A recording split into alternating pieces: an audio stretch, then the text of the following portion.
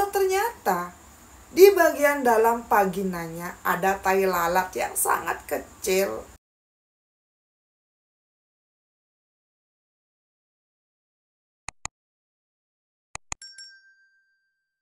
Wes semetan kumpul ya ngerti jadi dinijak saya. Untuk kalian yang mungkin baru bergabung, halo perkenalkan saya Tusunya.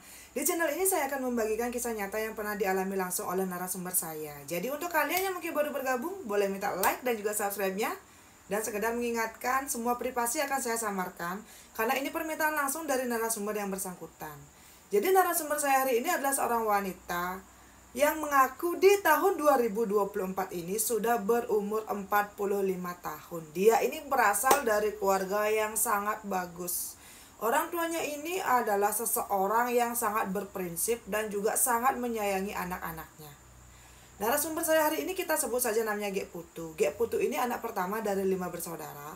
Dan dia punya 4 adik laki-laki. Dari kecil, Gek Putu dengan keempat adiknya ini selalu dimanjakan dan selalu mendapat apapun itu yang mereka inginkan. Bahkan, karena Gek Putu ini adalah anak perempuan satu-satunya dari kedua orang tuanya, hampir apapun itu yang Gek Putu inginkan selalu berusaha dipenuhi oleh kedua orang tuanya, bahkan oleh keluarga kakek dan neneknya. Karena bisa dibilang dari kecil Gek Putu selalu dimanjakan dan juga mendapatkan apapun yang dia inginkan.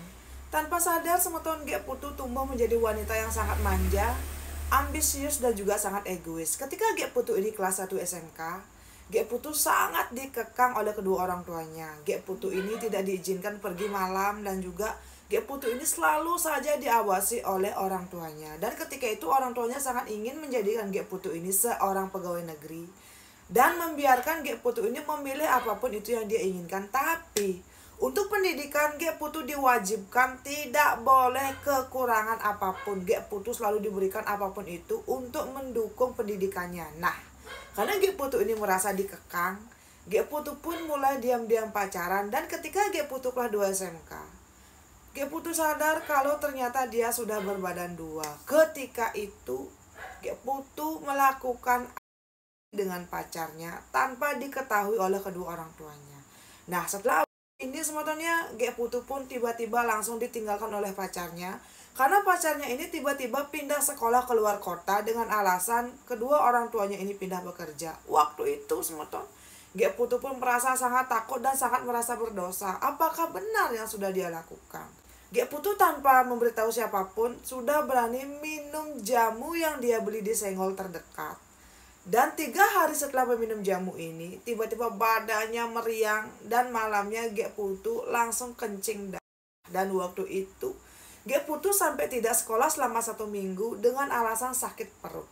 Nah, saat itu juga sebetulnya menurut Gek Putu, keluarganya Gek Putu ini punya mantri panggilan. Mantri panggilan ini berasal di desa tetangga dan ketika itu Gek Putu meminta kepada si Pak Mantri untuk jangan bilang kepada orang tuanya kalau Gek Putu ini keguguran. Ketika itu Gek Putu memberikan semua uang jajannya dan meminta sambil menangis dan bersujud di kaki mantri ini.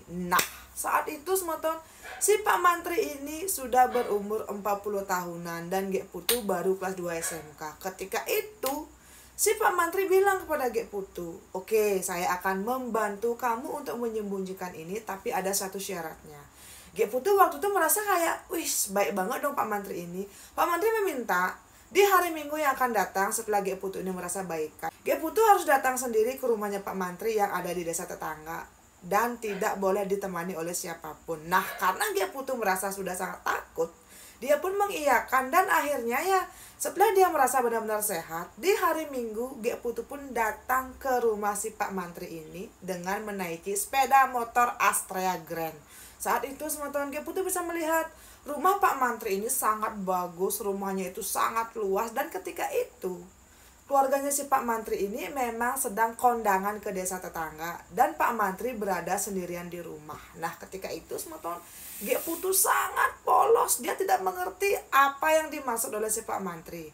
Saat si Gek Putu ini masuk ke rumahnya Pak Mantri, tiba-tiba Gek Putu ini disuruh mengambilkan obat di kamarnya Pak Mantri yang ada di lantai 2 rumahnya Pak Mantri. Gek Putu pun mengiyakan, tapi semeton saat Gek Putu naik ke lantai 2, tiba-tiba dari belakang si Pak Mantri ini memeluk Gek Putu dan juga langsung melucuti pakaiannya Gek Putu. Dan kemudian ya kalian tahulah apa yang terjadi. Saat itu Gek Putu menangis dan juga berusaha melawan apa yang dilakukan oleh si Pak Mantri. Tapi dengan memaksa dan juga dengan kekerasan, Pak Mantri bilang, kalau kamu tidak ingin orang tuamu tahu kamu sudah pernah keguguran, turuti apa yang saya mau. Tapi kalau kamu melawan, saya akan membocorkan kalau kamu sudah pernah keguguran. Karena Gek Putu sangat takut. Dengan pasrah, dia pun memberikan apa yang diminta oleh si Pak Mantri. Setelah kejadian itu, semeton, selama 1 tahun penuh, Gek Putu menjadi budaknya Pak Mantri. Ketika itu Gek Putu sudah punya HP dan nomor HP-nya ini diminta oleh si Pak Mantri. Kapanpun itu semeton, setiap ada kesempatan Pak Mantri akan menghubungi Gek Putu dan meminta Gek Putu datang ke suatu tempat. Dan seperti yang diduga oleh Gek Putu, semeton, di tempat itu Gek Putu akan dilecehkan dan juga diperkosa sebanyak-banyaknya oleh si Pak Mantri. Nah, setelah Gek Putu ini tamat SMK, Gek Putu mendengar kalau Pak Mantri ini pindah ke desa tetangga. Dan karena itulah Gek Putu tidak pernah sama sekali bertemu dengan si Pak Mantri. Ketika Gek Putu tamat SMK ini, dia tuh kayak merasa benar-benar, kok gini? Gek Putu bilang kepada orang tuanya, dia tidak ingin bekerja ataupun melanjutkan pendidikannya. Dia hanya ingin tinggal di rumah, membantu kedua orang tuanya mengurus keempat adik-adiknya, dan tolong jangan paksa dia. Karena mungkin Gek Putu adalah anak perempuan satu-satunya ya, dan orang tuanya pun mengiyakan semeton. Setelah tamat SMK ini, Gek Putu tidak bekerja ataupun melanjutkan pendidikannya. Dia tinggal di rumah membantu kedua orang tuanya mengurus keempat adiknya. Dan setiap hari akan melakukan pekerjaan rumah tangga. Nah, saat itu semetonnya Gek Putu setiap hari selalu dibayang-bayangi tentang apa yang dilakukan oleh si Pak Mantri selama 1 tahun penuh. Dan karena itulah Gek Putu setiap hari berdoa dalam hati, semoga Pak Mantri kini, semoga Pak Mantri gitu. Intinya dia itu selalu mendoakan agar Pak Mantri ini cepat mati, karena Gek Putu merasa sangat sakit hati dengan perlakuan Pak Mantri selama ini. Tepatnya 2 tahun setelah Gek Putu ini tamat SMK, Gek Putu diajak sembahyang ke sebuah pura yang sangat angker menurutnya Gek Putu oleh kedua orang tuanya. Menurut kedua orang tuanya Gek Putu, ibunya Gek Putu ini harus ditebus dengan banten di pura tersebut agar ibunya ini bisa berumur panjang. Nah, ketika itu semeton, di sela-sela Pak Mangku sedang natap ibunya Gek Putu dengan banten hutang ya, Gek Putu kok seperti melihat ada sosok lelaki yang sangat tampan berdiri di belakang pura. Dan ketika itu, tanpa ada yang sadar, Gek Putu menyelinap pergi keluar pura dan mengikuti si lelaki ini. Ketika itu Gek Putu berjalan sangat jauh mengikuti si lelaki ini semeton. Sampai tiba di suatu tempat, Gek Putu pun berkenalan dengan si lelaki ini. Dan si lelaki ini kita sebut saja namanya Manik. Manik mengaku dia ini adalah seseorang yang dari dulu sekali sudah mengikuti Gek Putu. Dan Manik bilang, Gek Putu ini memancarkan aura kuning dan aura ini sangat disukai oleh makhluk-makhluk yang tidak kasat mata. Nah, saat itu si Manik mengaku dia ini adalah sosok makhluk gaib yang memang mengikuti Gek Putu dari kecil sampai Gek Putu remaja. Dan saat itu Manik juga bilang, Manik mengerti apa yang selama ini ditahan oleh Gek Putu. Dan kalau Gek Putu mau, Manik bisa membantu mewujudkan apapun itu yang Gek Putu inginkan. Nah, awalnya semetonnya Gek Putu kayak merasa merinding. Tapi kok lama-lama semakin dia ini berbincang dengan si Manik, dia pun merasa nyaman dan akhirnya sepakat untuk berteman.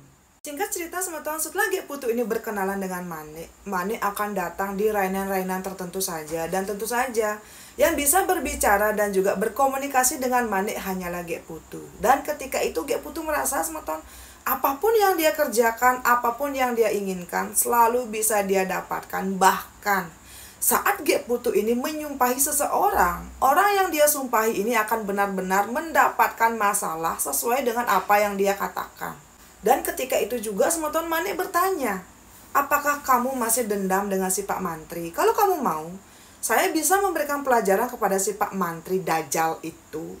Dan saya yakin kamu pasti akan merasa lebih baik. Nah, saat itu karena memang si Gek Putu ini merasa trauma dengan perlakuan yang dia dapatkan dari Pak Mantri, dengan menangis di dalam kamar. Dan ketika itu pas Rainan Kajang Kliwon, Gek Putu bilang kepada Manik, Dia ingin Pak Mantri ini sengsara seumur hidup dan bila perlu tidak bisa berjalan dan hanya kayak-kayak saja di balene. Dan 1 minggu setelah itu Gek Putu ingat banget, dia mendengar kabar dari kedua orang tuanya.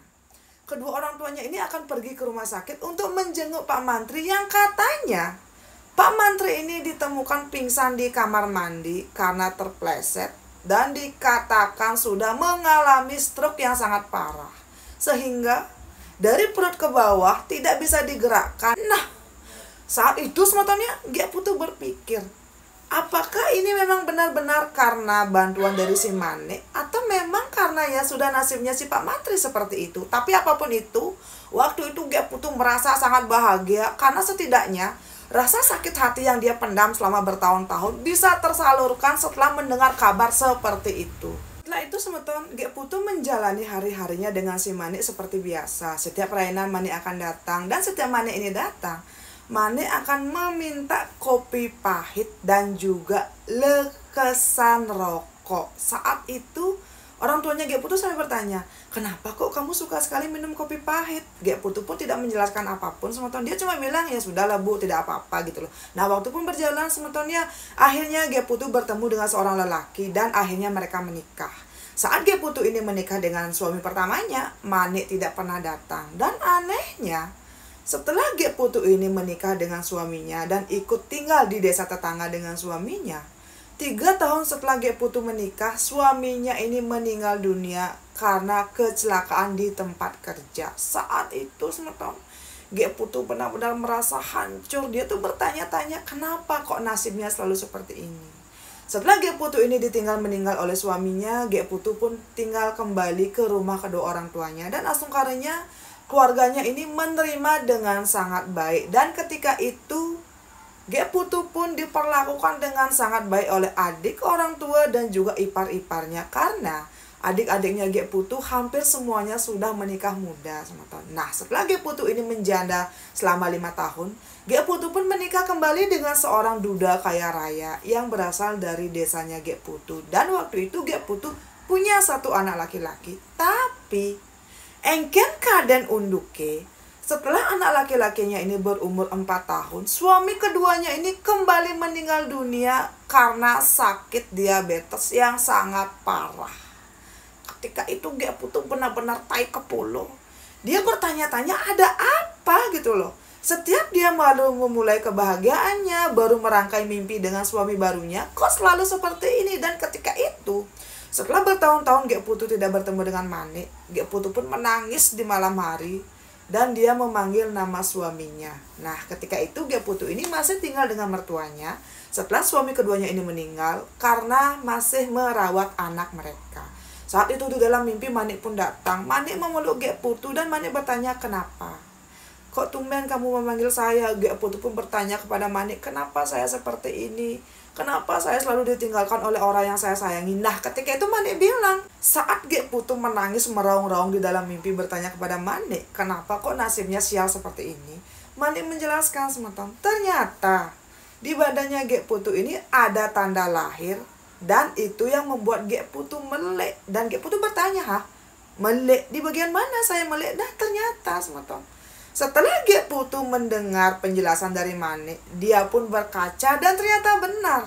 Selama ini tuh Gek Putu tidak tahu kalau ternyata di bagian dalam vaginanya ada tai lalat yang sangat kecil. Dan menurut Mane, itulah yang membuat semua suaminya Gek Putu berpulang dan membuat Gek Putu janda sampai 2 kali. Nah, saat itu sebetulnya Gek Putu tuh bilang pada saya, dia tuh benar-benar tidak tahu kalau ternyata di dalam vaginanya ini ada tai lalat. Nah, setelah itu sebetulnya Gek Putu pun bertanya kepada Mane, apa yang dia lakukan? Ketika itu Mane bilang, kalau memang kamu ingin menikah kembali, pasti kamu nanti tidak akan punya anak. Karena kalau kamu bisa punya anak, suamimu lah yang akan meninggal dunia. Tapi ketika kamu menikah kembali, kamu tidak akan punya anak. Ketika itu tiba-tiba setelah Mane menjelaskan ini semua, Gek Putu pun terbangun. Gek Putu menangis menyesali nasibnya. Kenapa dia baru tahu sekarang setelah suami pertama dan keduanya malah meninggal sama toh.